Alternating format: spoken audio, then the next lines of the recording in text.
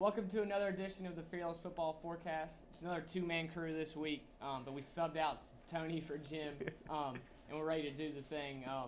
Tony, all the Pitt County teams are on the road this week. I feel like we should do this on the road. Yeah, we head down to somewhere like Kinston or somewhere. And, I like and it. do the show. But unfortunately, we're stuck here. Yeah, we should have gone to New Hanover High School and filmed the show from there, maybe. Yeah, all 6 teams on the road. Really weird setup. It is. But started off with, speaking of New Hanover, Rose travels to New Hanover in a game that should be a really, really good one. Yeah, it's certainly on paper it looks like a good matchup. Rose is coming off a great win last week, a shutout win, 21-0 over Hoggard, which, you know, is kind of an eye-opener for me. Anytime a high school team can get a shutout, it's a big deal. Yeah. 2 teams that seem to be pretty evenly matched, too, vying for position in that conference. Should be a really good game. All right, who are you going to pick in that one? I'm going to pick the Rampants. Okay. Our Pitt County teams have not been great on the road this year. Most of them, anyway, haven't been. But I think Rose is really building some momentum later on in the season. That win last week is going to help them. I think they'll go down there and get a win. All right, I'm gonna pick against Rose again. I hate doing it. I mean, I was impressed with what they did last week. Special shout out to, I was certainly wrong about that game. Yeah. But you touched on it. Going to Wilmington's not easy. Yeah. The teams have struggled. Our teams have struggled heading that way. And on the road. So I'm going to go with New Hanover in a close game simply because they're at home. Yeah. That is the edge for me. Next game here, D.H. Conley travels to Jacksonville. A little bit of an easier trip because Conley's kind of heading the right direction, Jacksonville the wrong direction. But, man, I mean, it seems like we talk each week about Conley, but I just happen to look down, and they're 7-2. I know. I mean, it's not like last year where they were getting good, but they still had some losses. Right. I mean, they're winning games. They're really taking it to teams right now. And, I mean, the Vikings have been really, really impressive. Absolutely. As far as my pick for that game, got to go with Conley. That's a pretty easy one. They got to travel a little bit, but they should take care of business. What about you? That offense has been unstoppable. I mean, I took the call last week. They called us with the stats, and you noted it here. They outrushed Washington 330 to 97, and they have a quarterback that can throw too. I mean, that offense is darn near unstoppable. I think Conley wins easy. Okay. All right, next one, preview South Central at Washington. Yeah, speaking of Washington, without its starting quarterback, really been in a bad way the last few weeks. Yeah.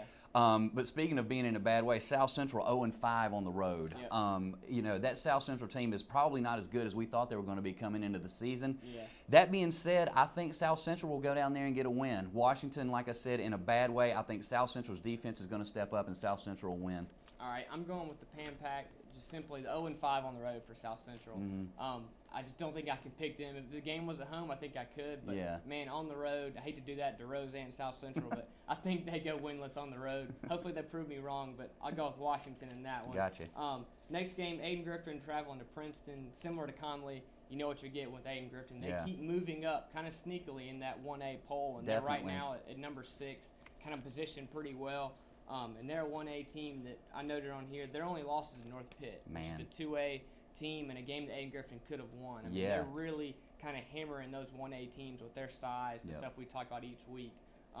That's the game. That's just a tough matchup for Princeton. For sure. With my pick, I'm going with the Chargers. Pretty easy one. Aiden Griffin has a tough game next week with the conference title on the line. Right. So they need to go take care of business. I think they do that. Yeah, I agree. Some teams in high school have a 3-prong rushing attack. Aiden Griffin's got more like a 4-prong rushing attack with their quarterback, Brandon Larry, being one of the best guys. And that is really tough to stop on the 1A level. They'll win easily, I think. Okay. Next one, North Pitt at Wilson Bettingfield. North Pitt is red hot right now. 4 straight wins, building confidence as they go along. Really starting to make a mark in this league. You look at that league mark, and they're 4-1 in league play. Bettingfield, on the other hand, only won 2 games all year, 1-3 in conference.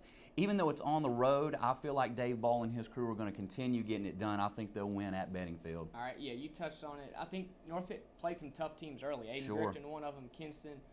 Once they kind of learned from those losses, they've really turned it on. I've been impressed with what Ball has done, and Trayvon Harris is running well. Excellent player. No doubt. So I'm going with North Pitt there. Did you pick that game? I did. Okay. North Pitt all the way. Just want to make sure we're back on track. All right, last one, Farmville Central at Tarboro. Tarborough's so good. You know, every year, as you said, a perennial powerhouse in that conference and in the state. Yeah. Hate to pile on Farmville like that, but man, that's just a tough matchup for any team in that league, especially a team that's winless and kind of lacking confidence the way that the Jaguars are right now. Yeah. For my pick there, I'm going with Tarboro. Pretty easy. Yeah. They're just too good. I agree. And a long season just seems to get longer for Scott Gardner and crew. You know, you'd like to see them get some kind of momentum going late, but when you're going up against teams like Tarboro, it's hard to do that. Hopefully they'll play well and keep it close, but Tarboro will win that game. All right, well, there's our picks. We'll see how we do Friday night. Check reflector.com, grab Saturday's paper, and we'll see you next week.